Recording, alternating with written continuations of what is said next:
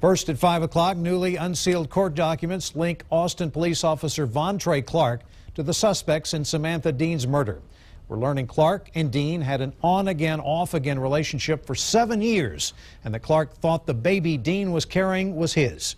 Search warrants contend that Clark insisted Dean get an abortion since he had kept their affair secret for with the longtime girlfriend he had lived with. KXAN investigator Robert Maxwell has been combing through these documents all day long. And Robert, what have you found out? Well, 4 separate documents, 75 pages or so worth of those documents, and they relate to when Texas Rangers working with Bastrop Sheriff's detectives searched Officer Vontrey Clark's home and car on May 12th.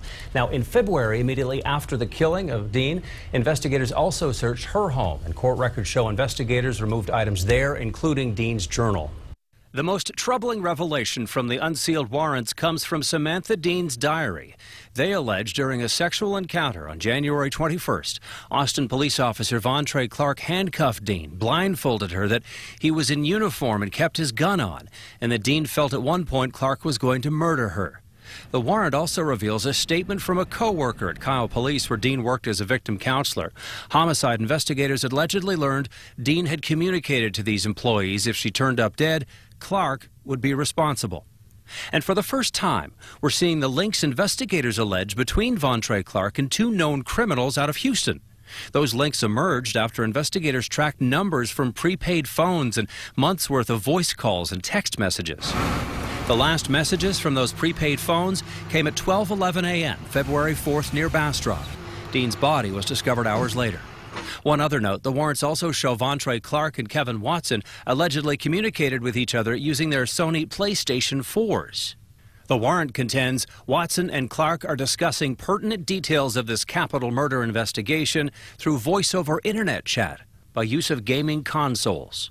And remember, these are just allegations. No one's been arrested in Dean's death. If you're wondering, by the way, where Vontrey Clark was the night Dean died, that's in here too. The warrants show Clark told investigators after problems with his girlfriend, he left his house at 8:30 the evening of the 3rd. He was essentially unaccounted for 3.5 hours until surveillance video showed him arriving at a police substation in Austin. That was at 12:11 a.m. February 4th. For half an hour or so. He told investigators he was reviewing a report. And Robert, I posted far more detail with this story tonight online at KXAN.com. We'll know you stay on top of it. Thanks very much. And by the way, Clark's attorney, Bristol Myers, just released a statement. He says that Clark is cooperating with the investigation. It adds that after 2 months, there's still not enough evidence to accuse Clark of a crime. Austin police are also reacting to the unsealed warrant, saying Clark remains on restricted duty as this investigation goes on. After these developments today, we're breaking down how we've gotten to this point.